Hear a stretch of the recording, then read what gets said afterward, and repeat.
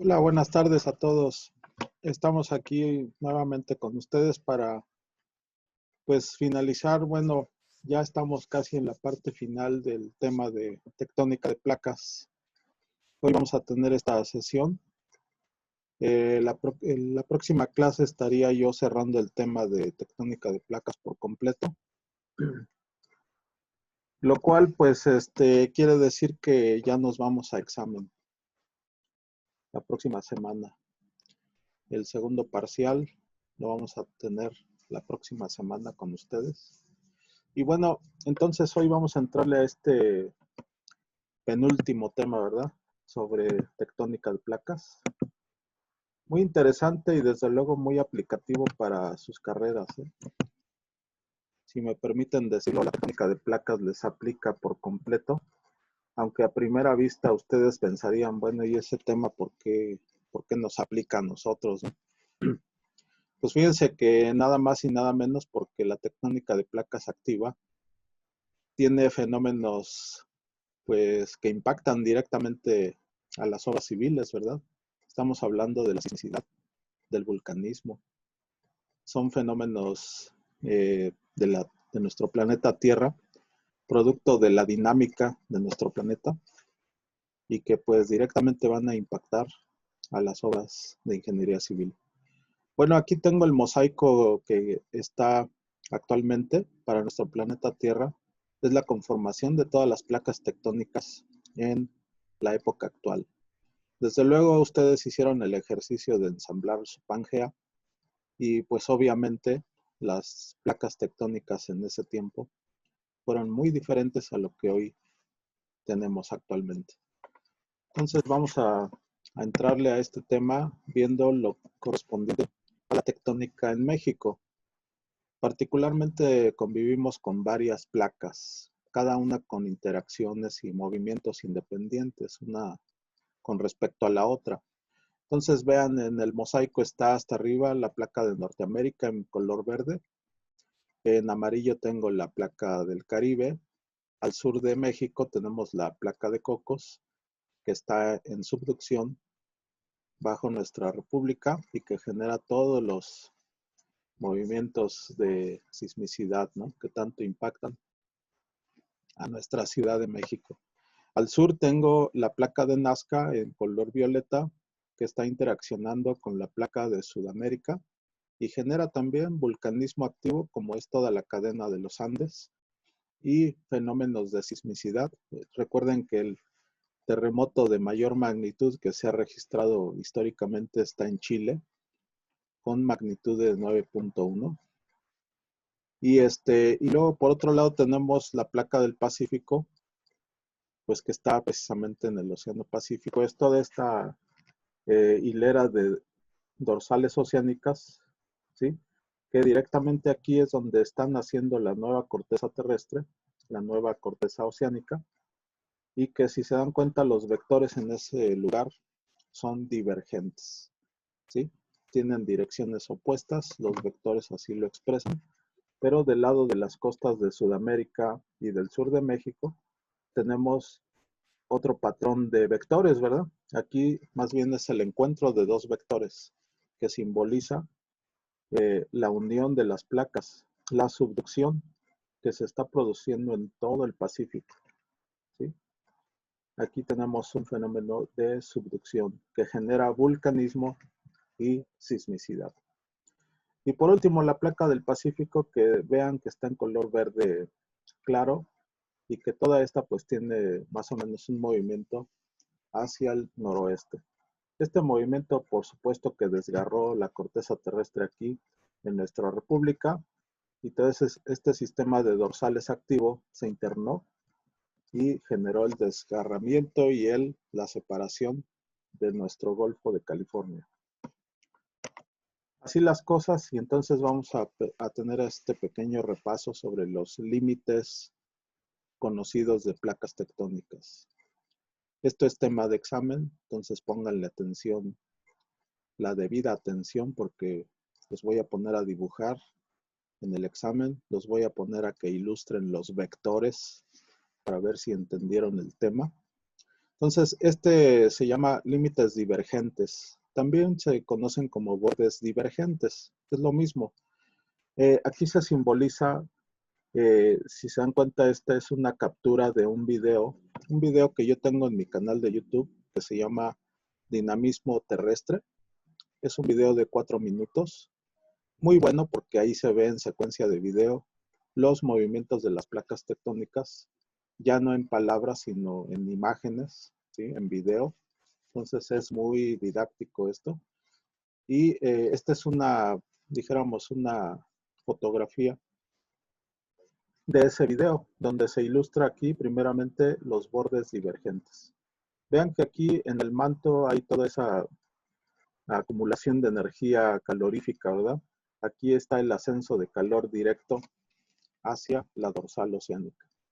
Y si se dan cuenta, una serie de corrientes de convección que están impulsando las placas tectónicas en la parte superior. Es decir, aquí nace la nueva corteza oceánica en esta dorsal y por corrientes de convección empieza a producirse un desgarramiento, un adelgazamiento de la corteza allí y consecuentemente entre cada tirón de fuerzas divergentes de tensión, pues allí inmediatamente se instala, se inyecta magma.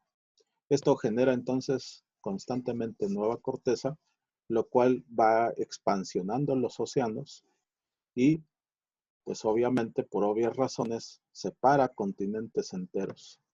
Este podría ser el caso de la dorsal que se encuentra ahí en el Océano Atlántico, que separa continentes como África y Sudamérica, y en la porción norte como Norteamérica y Europa.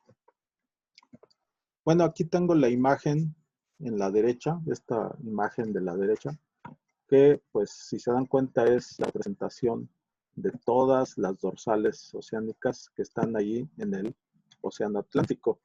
Este sistema de cordillera submarina es la dorsal oceánica, lugar donde se está generando la nueva corteza oceánica y el lugar donde la divergencia separó los continentes de Sudamérica y de África y en el norte de Norteamérica y de Europa. Vean que también conjuntamente con este sistema de sierras oceánicas, llamadas dorsales, están estos sistemas de grandes fracturas. Seguramente lugares donde hay un deslizamiento entre cada sección de la dorsal oceánica, ¿sí? Y esto es el mecanismo por el cual se separaron continentes enteros. Del lado izquierdo tengo esta fotografía que toman batiscafos como este Nautilo. Son sumergibles que toman secuencias de video y fotografías de los fondos oceánicos. Y aquí se puede ver la ilustración, bueno, la imagen que tomó ese batiscafo, donde se ve a una ventila submarina. Esta ventila submarina pues realmente está emanando depósitos minerales, ¿sí? De sulfuros, ahí directamente de la dorsal, están haciendo la nueva corteza y está enriqueciendo con minerales los fondos oceánicos. Los países del primer mundo, pues obviamente tienen esta tecnología para introducirse en los fondos oceánicos y tomar secuencias de video y fotografías. Desde luego México también se une a este esfuerzo y a través del Instituto de Ciencias del Mar de la UNAM, por ejemplo, pues se tienen esfuerzos conjuntos con países del primer mundo para generar esta investigación del fondo oceánico. Pues dijéramos, no quisiera pasar por alto mencionar que, bueno, la UNAM cuenta con 2 buques oceanográficos y, bueno, este es un esfuerzo multinacional, ¿no? Donde participan muchísimos países al respecto para seguir investigando los fondos oceánicos. Desde luego que la diversidad biológica, aunque son zonas bastante sujetas a una enorme presión y a ausencia de luz, pues realmente todavía existen especies que se adaptan a estas condiciones. Vean que estos peces son como del tipo monstruoso, ¿verdad? pero existen y se adaptan a esas condiciones de enorme presión y ausencia de luz. También se han colectado especies como esta del caso de esta como medusa. Entonces todo esto realmente pues se ha recreado a través de películas como últimamente Aquaman, ¿no? Por ejemplo, donde se ve pues totalmente esta gran diversidad geológica y biológica de este mundo subacuático. Realmente es muy interesante este tema y esta es una recreación, por ejemplo, artística de lo correspondiente a los fondos oceánicos. Realmente pues es una diversidad geológica y biológica tal como un mundo submarino, ¿no? Entonces es muy interesante el tema. Desde luego aquí pues vamos a entrarle al otro tipo de límite de placa conocido, que es el llamado límite convergente, ¿sí? Y donde se ilustra exactamente lo que he venido platicando, es la subducción que se genera en diferentes porciones del planeta, donde una porción de la corteza seguramente enriquecida con minerales de fierro, pues hace que esa corteza sea más densa y pueda tener un descenso, un ingreso hacia la astenosfera. Conjuntamente con esto, no solamente se desarrollan sismos, sino volcanes. Es el caso de esta ilustración. También esta es una instantánea que se le tomó a ese video que les digo. Está muy interesante, se llama El dinamismo de la Tierra. Y ahí, pues esta es vaya, hay una fotografía, una instantánea de ese video, donde se ilustra perfectamente cómo se ingresa aquí por subducción la corteza oceánica debajo de otra placa, ¿verdad? Y que genera este vulcanismo. Todos estos magmas seguramente se originan en la astenosfera, lugar donde ya se alcanzan temperaturas de unos 1300 grados centígrados, suficientes para fundir cualquier tipo de roca, ¿no? Y aquí pues pensarán ustedes, ¿no? No es difícil imaginar que esta sea la placa de Cocos la que está subduciendo debajo de nuestra república y pensar que este es el sur de México con su vulcanismo activo, ¿sí? Y sus sismos por subducción.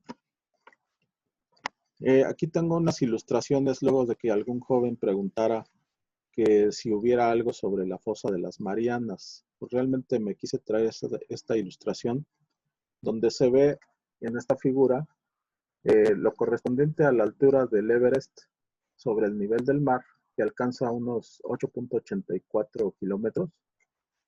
Pero vean que con respecto al nivel del océano, ¿sí? Esta trinchera, esta fosa de las Marianas, que se va hasta menos 11.22 kilómetros. ¿Qué quiere decir? Que la proporción es inmensa, ¿no? Aquí desciende muchísimo más que la altura de nuestra montaña más alta, ¿no? Del mundo, el Everest, así se le considera, ¿no? Entonces, realmente estos fondos oceánicos son terriblemente profundos, ¿no? Y allí pues son zonas totalmente a oscuras, no hay nada de luz y a enormes presiones. Entonces, todavía con esas condiciones, todavía se han encontrado organismos que se adaptan a esas condiciones, imagínense. Es un milagro, ¿no? De que haya vida a esas profundidades. Pero bueno, aquí está otra fotografía donde pues se ve en parte lo que captan los sumergibles, ¿no? Entonces es todo un mundo subacuático el que hay ahí abajo. Recientemente se ha dicho que conocemos más del espacio a través de las ondas espaciales que han lanzado diferentes agencias espaciales que lo que conocemos de los fondos oceánicos. O sea, realmente estamos hablando de todo un mundo ahí abajo, pues casi desconocido, ¿no? Poco a poco se ha ido generando más información, más fotografías, videos, etcétera. En fin, ¿qué es lo que se genera directamente de la convergencia de placas? Pues son los sismos. Aquí tenemos el caso de nuestra República Mexicana, donde al sur de México tenemos en el Pacífico toda esta placa que se llama la placa de Cocos, que es una porción de corteza oceánica que se está hundiendo debajo de nuestra república. Y esto genera, pues obviamente, sismicidad y vulcanismo activo. Los sismos tienen un impacto directo sobre las obras de ingeniería civil. Por eso es que se insiste en que haya un adecuado estudio de geología, mecánica de rocas, mecánica de suelos, laboratorio, para que se tengan parámetros con qué evaluar, con qué diseñar perfectamente una obra de ingeniería civil. Recuerden que es parte de la ética profesional y que pues de eso depende la seguridad de los usuarios de las obras civiles. Bueno, aquí es lo que hicieron ustedes como ejercicio en la tarea, que es la conformación de la Pangea, ideas que pues motivó Alfred Wegener en 1905 y que en su momento pues fue objeto de burla, de polémica, nadie estaba de acuerdo en esa idea de que los continentes se hubieran movido. Realmente todos creían hasta 1905 que la geografía era algo estático. Entonces vean que la mente humana siempre prefiere pues condiciones estables, condiciones de no movilidad, ¿sí? Pues ¿por qué? Porque eso lo hace sentir seguro, pero pues la Tierra, nuestro planeta, se sale de ese paradigma, ¿no? Y hoy vemos que entonces esas ideas que en su momento fueron objeto de burla incluso, ahora se le reconoce a Alfred Wegener como el científico que motivó esta teoría de la deriva continental, reforzada por estudios posteriores, por ejemplo los de Hammond Hess, 10 años después, que aportaron evidencia sobre la expansión de los fondos oceánicos, complementados con estudios de paleomagnetismo, y pues así las cosas, ¿no? Hoy se le reconoce y se le da el mérito a esta teoría que en su momento pues fue objeto de incluso de burla, ¿no? Por parte de la comunidad científica. Bueno, así las cosas. Ahora este es otro plano de Pangea hace 245 millones de años. Y vean que ahí está el mar de Tetis, un enorme océano y una enorme masa continental integrada por Sudamérica, África, India, Antártida, Australia, la Eurasia al norte en el hemisferio norte. Y todo esto, bueno, esta teoría no solamente pues recibió críticas, sino que poco a poco fue recibiendo apoyo y evidencias científicas que certificaron que las cosas realmente ocurrieron así, ¿sí?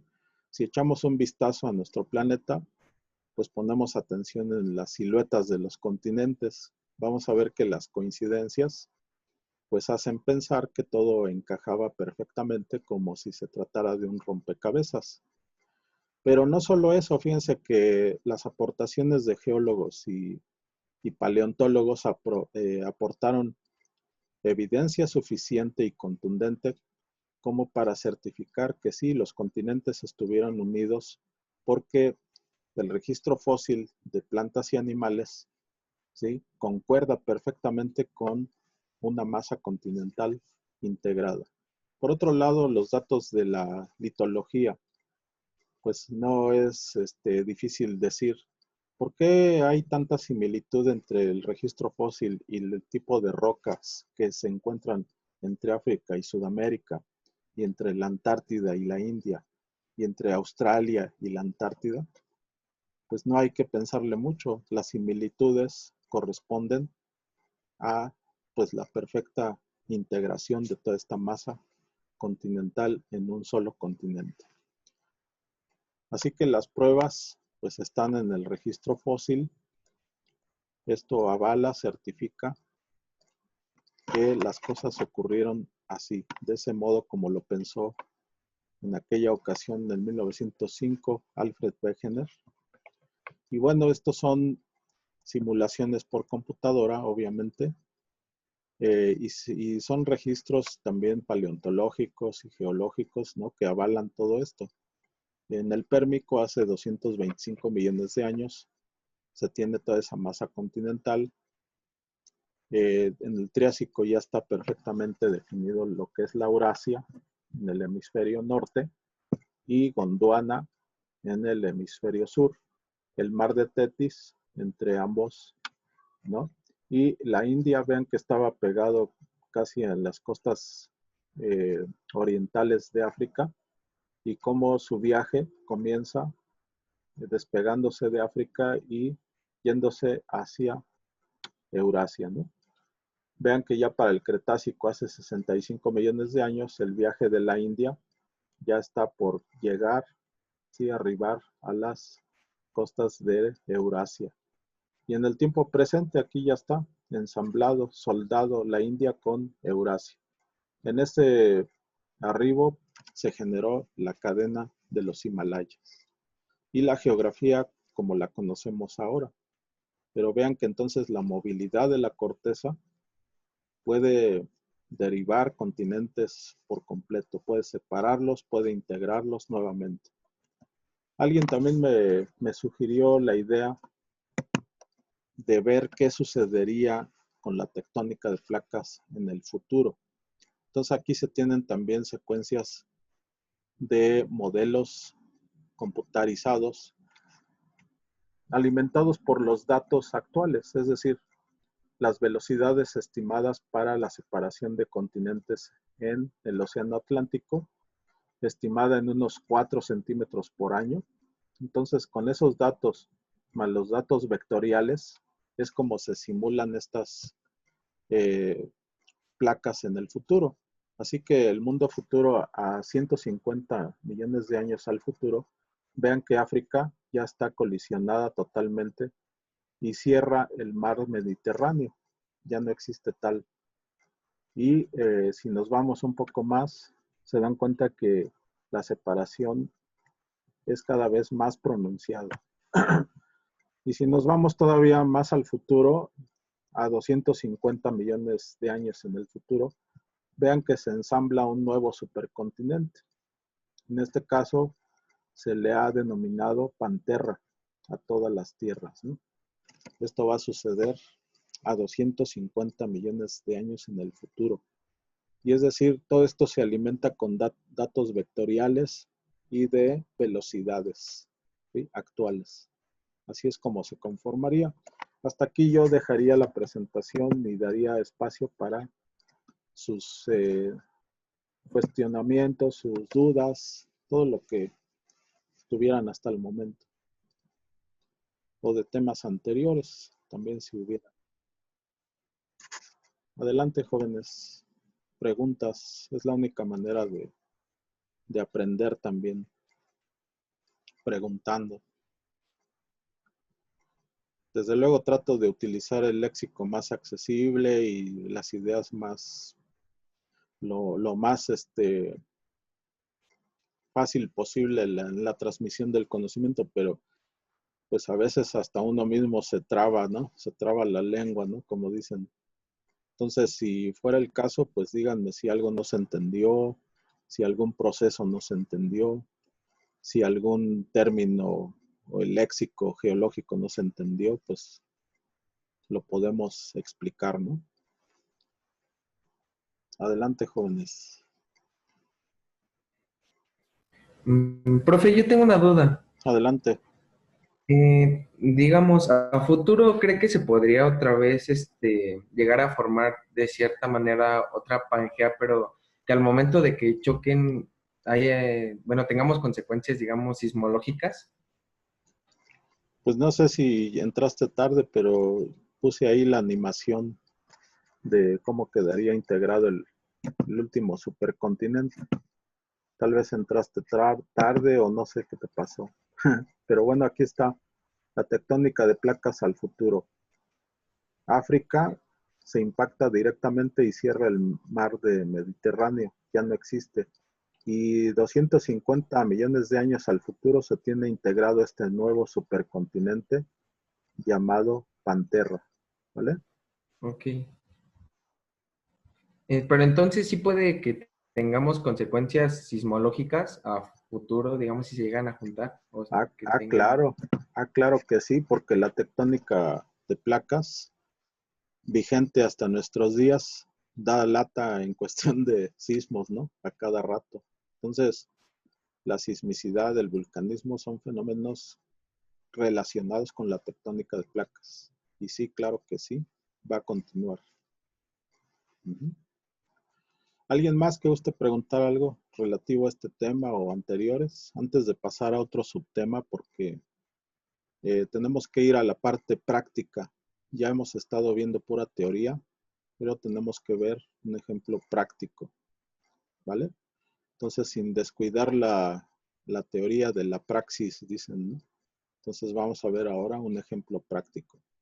¿Alguien antes de que pasemos a ese subtema, alguien tenga una pregunta? Adelante.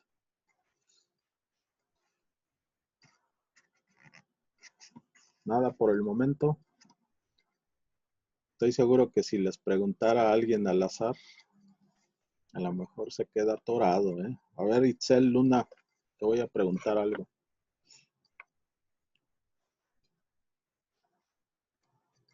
Si nos escuchas, estás conectada. Sí, aquí estoy. A ver, Itzel, una pregunta. ¿Tú crees que los fondos oceánicos ya estén perfectamente conocidos? ¿Qué nos faltaría por hacer? No, pues no están completamente descubiertos por nosotros, Ujú. porque nada más hemos alcanzado a como a profundizar un poco, pero nos falta muchísimo por descubrir. Muy cierto, porque además la tecnología actual pues apenas nos está permitiendo acercarnos a esas profundidades, pero sí se requiere una tecnología especial que aguante esas enormes presiones, ¿verdad? Es muy peligroso también bajar allá sin equipo adecuado. Muy bien, a ver, por ejemplo, Gael Olmos. Sí, sí, profe. Desde tu punto de vista, los sismos, los sismos de mayor impacto se llevan a cabo en el rozamiento de placas, es decir, en las fallas de transformación, o en qué lugar desde tu punto de vista se dan los sismos que impactan las obras de ingeniería civil.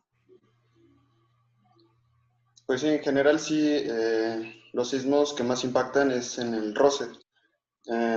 Pues obviamente al momento de hacer fricción entre ambas placas genera vibraciones en el suelo, ¿no? Pues parcialmente contestado, mi querido Gael, y va para todos. Realmente si se quedan con esa idea, pues están en lo parcial. Vean que los sismos de foco profundo se llevan a cabo en zona de subducción, en la zona de convergencia. Ahí es donde tenemos el mayor poder de sismicidad, ¿verdad?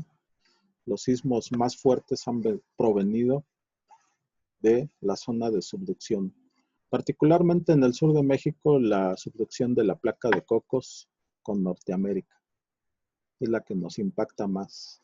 Claro, estamos hablando en tu caso el que tú propones y sí, no hay que dejarlo de lado. Son los sismos de San Francisco en el área de la falla de San Andrés, que sí son por movimiento de deslizamiento cortical. Sí, también son fuertes. Entonces, pero vean que también no le entren nada más del lado parcial, sino vean el contexto, ¿verdad? Bueno, Profesor, sí, adelante. ¿a eso también se debe el vulcanismo activo? Ciertamente, porque la placa de Cocos subduciendo genera magmatismo que alimenta todos los volcanes que nacieron en la cordillera esta del eje neovolcánico, también conocida como faja volcánica transmexicana. O sea, le han cambiado los nombres, ¿no? Pero es lo mismo. Entonces, los volcanes que tenemos son alimentados directamente por la subducción. Muy bien, jóvenes, pues nos vamos al siguiente subtema porque es importante ver la práctica. Entonces, vamos a ver Un ejemplo práctico para que estén en condiciones no solamente de tener teoría, sino práctica. Lo importante también en la ingeniería civil, ¿verdad? Es también tener herramientas para calcular cosas, ¿no? Entonces vamos a entrarle a este tema que se conoce como presiones litostáticas. Y vean que ahí tengo la figura de, bueno, la fotografía del famoso Cañón del Colorado. Sí, tal vez ustedes lo hayan visto en algún documental, en fotografía, etcétera. Pero vean que entonces está conformado por una serie de capas estratificadas de roca sedimentaria. Vean que por lo menos ha de haber una profundidad de unos 1000 metros, ¿no? O sea, cercano a 1 kilómetro de espesor. Entonces, imagínense el peso enorme que recibe desde la superficie hasta abajo. ¿Cuánto estará soportando en la base? Si la pudieran sopesar, ¿cuánto pesaría toda esa enorme pila de sedimentos, ¿no? Todas esas capas estratificadas, ¿qué presión ejercerían en la base? Pues son preguntas que se han hecho la ciencia, la ingeniería, etcétera. Y pues hoy tenemos herramientas con las cuales poder calcular esa llamada presión litostática. Entonces, si preguntamos esto, pues por ahí vamos a tener apoyo de diferentes personajes, ¿no? Preguntar, ¿qué es una presión litostática? Entonces ahí nuestro amigo Dexter, ¿verdad?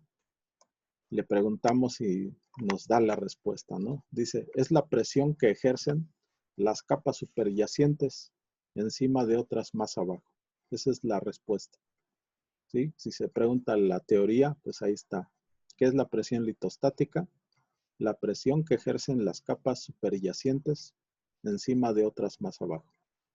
Y toda esta serie de capas sedimentarias van ganando peso y generando subsidencia. Es decir, toda la masa tiende a hundirse, ¿verdad?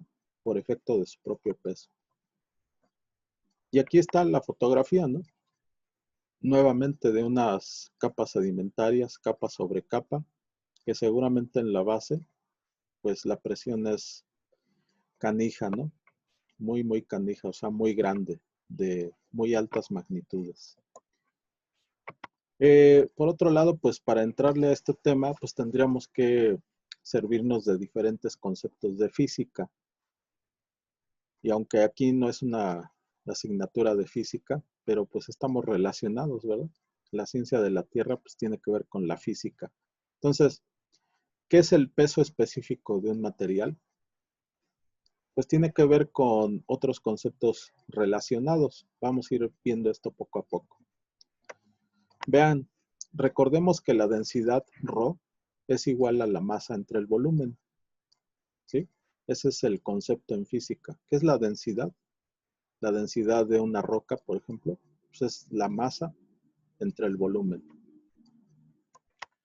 ¿Y qué es el peso específico? Pues lo hemos visto desde el punto de vista del peso, y el peso en nuestro sistema terrestre pues tiene que involucrar a la gravedad, ¿verdad? Nosotros no pesaríamos si no tuviéramos efectos gravitatorios aquí en nuestro planeta. Entonces se tiene que involucrar a la gravedad. Así que W de weight, que es la sigla en inglés, se quedó así como W. El peso es igual a W, que es igual a la masa por gravedad. ¿De acuerdo? Son conceptos de física muy sencillos. Y con esto evaluaríamos cualquier peso, aquí y en cualquier otro planeta, si conocemos el valor de G. ¿Sale? Por último, entonces el peso específico, ¿a qué es igual? Pues al peso entre el volumen. ¿Y esto a qué es igual a su vez? A la masa por gravedad, que es igual, o sea, el peso es igual a masa por gravedad dividido entre el volumen. Lo que es lo mismo, de acuerdo a esto en rojo, ¿verdad? Ese concepto de masa entre volumen, ¿qué es? Pues es la densidad, ¿sí? Así que el peso específico viene siendo igual a la densidad por gravedad. ¿Estamos de acuerdo? Muy bien, entonces ahora pues necesitamos calcular presión litostática. Ese es el problema de hoy. Entonces, si le preguntamos a alguien, pues, ¿qué necesito conocer para calcular una presión litostática? Pues bueno, aquí está el doctor Einstein y nos dice, pues necesitas conocer primero las profundidades de cada límite de capa. ¿Cómo lo vas a hacer? ¿Cómo lo vas a conocer estos límites, estas profundidades? Ah, pues con una prueba de perforación, ¿verdad?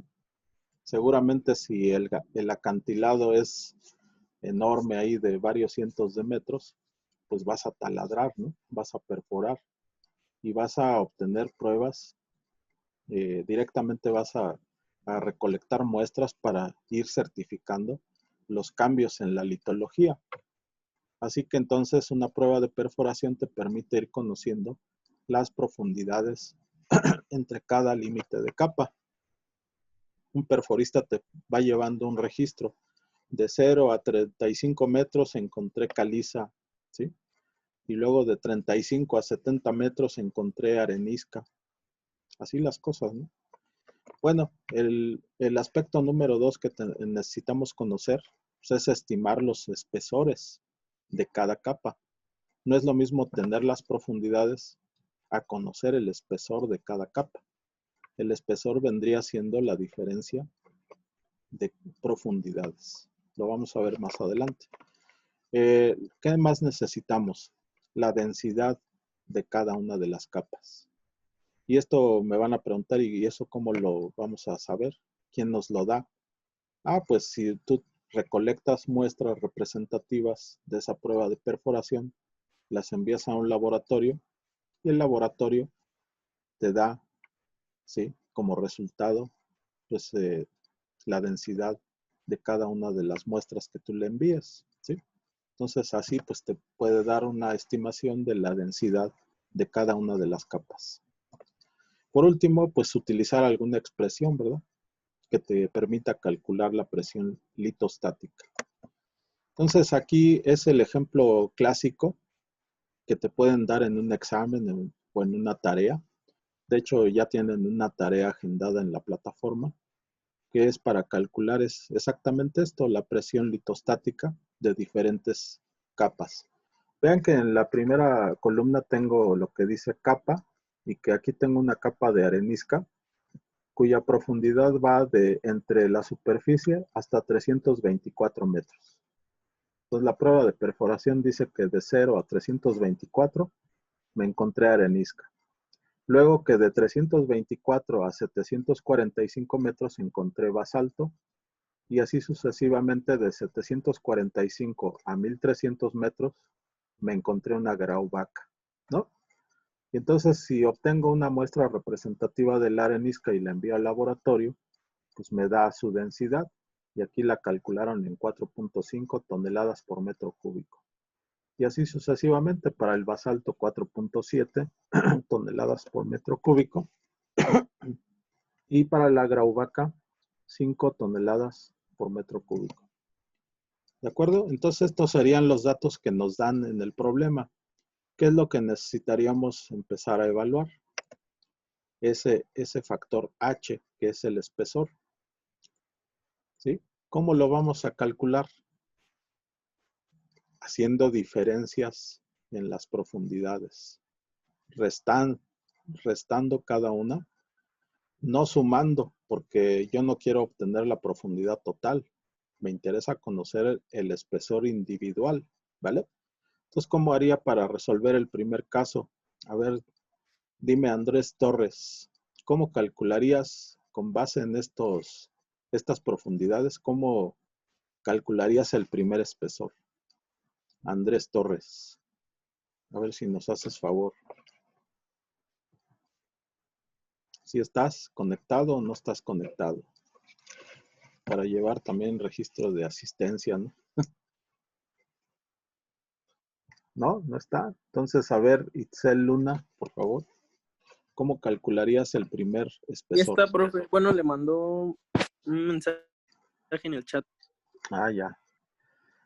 A ver, vamos a ver lo del chat, ¿no? Dice,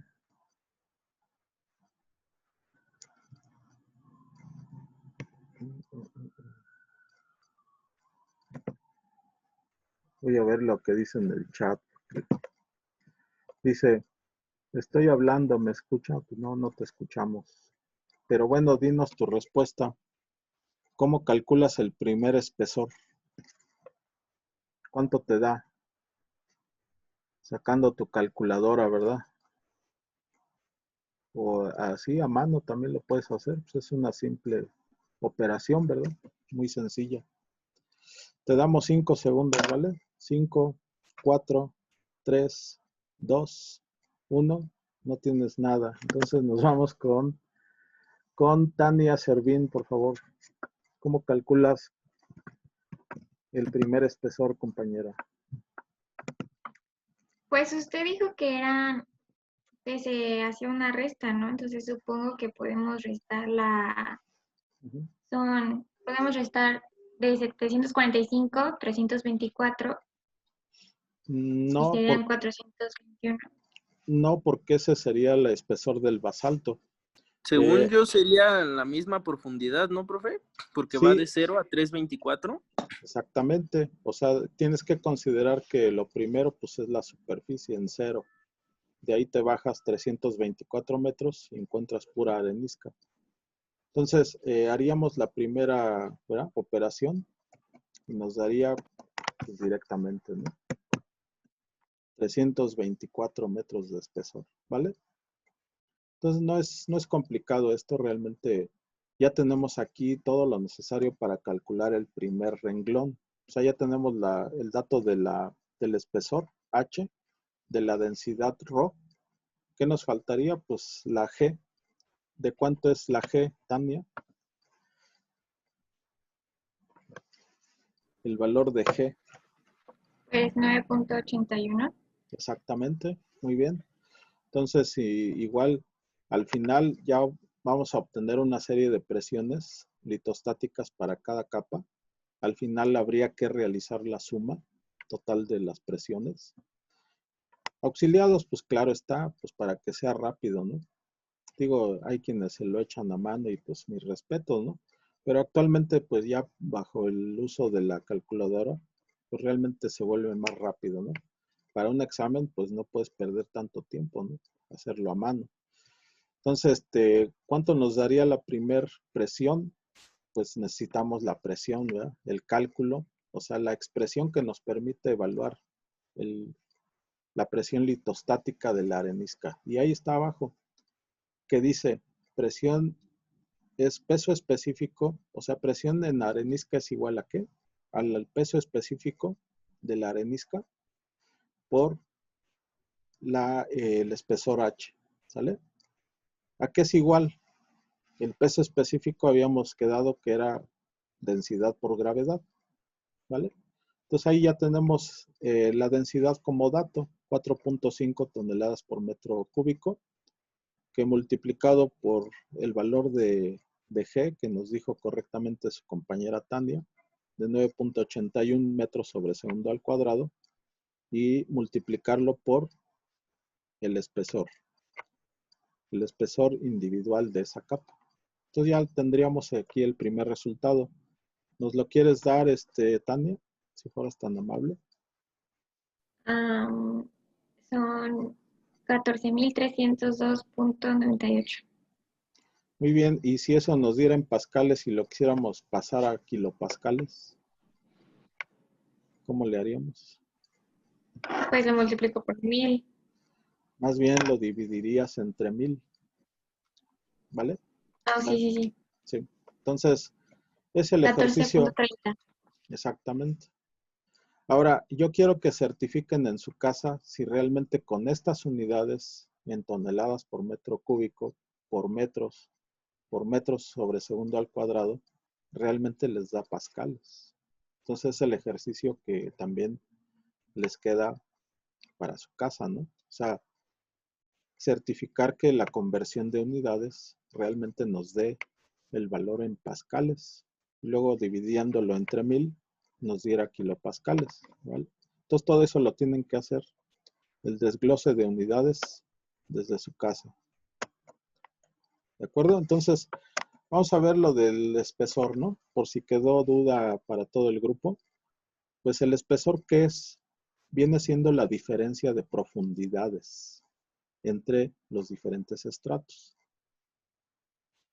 ¿Sí? Porque lo único que nos van a dar en esa tablita es las diferentes unidades, ¿sí? Pueden ser como A, B, C, N, O, P, o caliza, arenisca, basalto. O sea, nos pueden dar el nombre o así con una letra, ¿no? Nada más. Estrato A o capa A, B y C. Nos van a dar una serie de profundidades y entonces el espesor lo vamos a calcular como la diferencia de profundidades entre estratos. Y entonces aquí tengo una figurita de vías terrestres, ¿no? Tal vez alguno de ustedes se va a dedicar a esto en su carrera. No lo sé, pero bueno, aquí está la carpeta asfáltica que tiene 15 centímetros para el primer caso de la izquierda. Una base granular de 25 centímetros y una subbase granular de 45 centímetros. Obviamente ahí están las profundidades, más bien los espesores, ¿no? Entonces ahí vemos que el primer espesor es de 15 centímetros, que el siguiente espesor es de 25 y que el último es de 45 centímetros. Entonces, si lo hiciéramos desde el punto de vista de las profundidades, pues no se parece en nada, porque sumaríamos 15 más 25, nos da 40 hasta aquí. Y luego si le sumamos otros 45, nos da 85 hasta aquí, hasta la base. Si se dan cuenta, entonces, no se confundan. En el examen tienen que calcular los espesores con diferencias. Restar, no sumar, ¿de acuerdo? Porque hay quienes en el examen empiezan a sumar todo y les sale una cantidad estratosférica, ¿no? Entonces, no se confundan. Vamos a ver poco a poco, ¿no? Otra vez el mismo ejemplo, pero viendo los espesores. ¿Cómo lo calculamos el primero? Pues con valor absoluto de 0 menos 324, 324 absolutos, ¿no? Entonces, ahí tenemos el primero, ¿no? El siguiente, a ver si nos los pudiera calcular Itzel. El siguiente, ¿cómo lo harías, compañera? Pues está muy fácil, ¿no? Ajá, el basalto, Ajá, ¿cómo lo calcularías? pues sería exactamente el mismo valor. No, no, porque ya tienes uno arriba, que es de 324. Pero Estamos de- sería, o sea, 645. No, no podría quedar igual, porque ya tiene 324 arriba. Tiene una profundidad la arenisca de 0 a 324 y el basalto va de 324 a 745. 421. ¿Eso quién lo contestó? ¿Tú, Itzel? Yo, no, Ah, ok. Fernanda. Ah, ok. Sí, entonces si te diste cuenta, pues sí, tu hermana contestó correctamente. ¿Qué es lo que hizo para obtenerlo? Restó 745 menos 324. ¿Estamos de acuerdo? Muy bien, gracias. Ahora Fernanda Grande. Ay, perdón. Voy a quitar el valor, pero bueno, ¿cómo nos daría el último resultado de ese espesor de la grauvaca? ¿Cómo lo calcularías? Restando, ¿verdad? Sí, ¿Qué vas a restar? la suma de la arenisca y el basalto con la grauvaca. No, porque si sumas te da algo diferente. Aquí son restas de profundidades. Los 1300 menos 745, profe. Así es, pero sí, gracias a ti, pero a ver si te quedó claro, Fernanda. Sí, ¿Sí? sí, sí, sí. Entonces, ¿qué restas allí? Los 745 con los 1300. Ahí, ¿cuánto te da? 555. Muy bien. Entonces, no se confundan, por favor. En el examen va a venir algo así. Entonces, no se confundan de que no, que había que sumar. No, mentira. Tienen que restar. Todo el tiempo van a restar aquí. Profundidades, jóvenes. Las tienen que ir restando individualmente. para que les den estos espesores, ¿vale?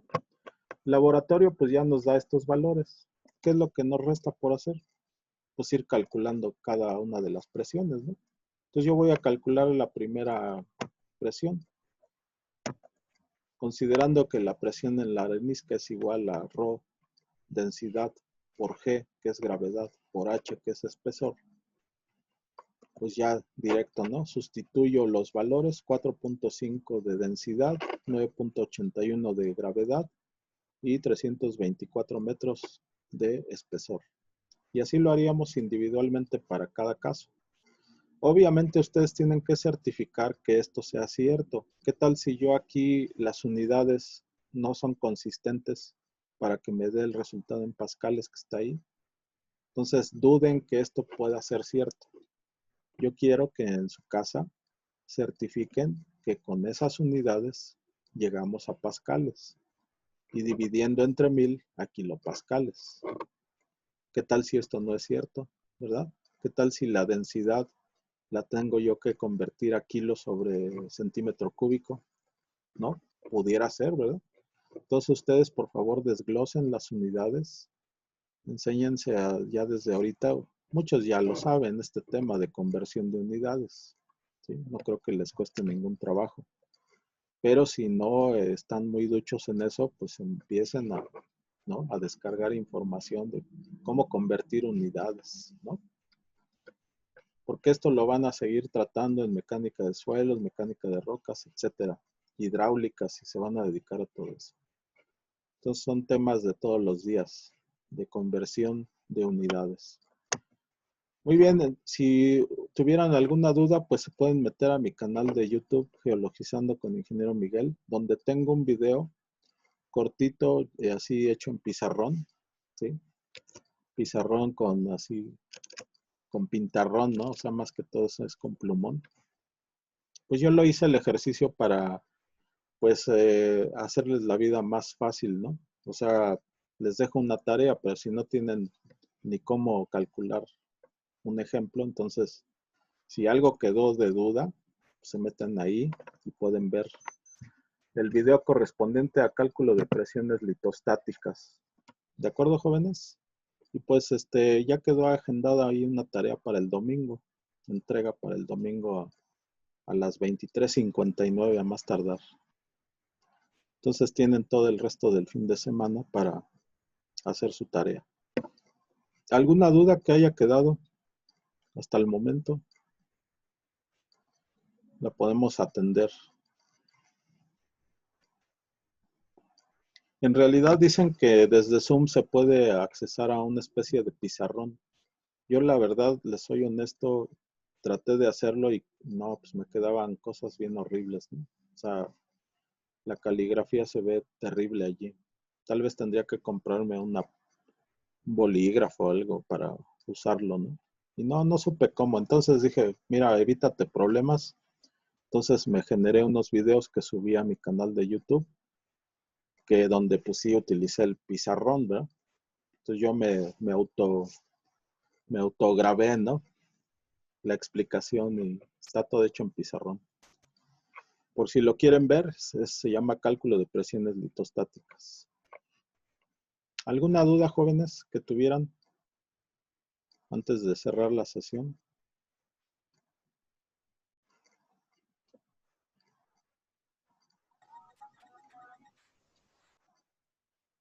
Adelante, José Alejandro.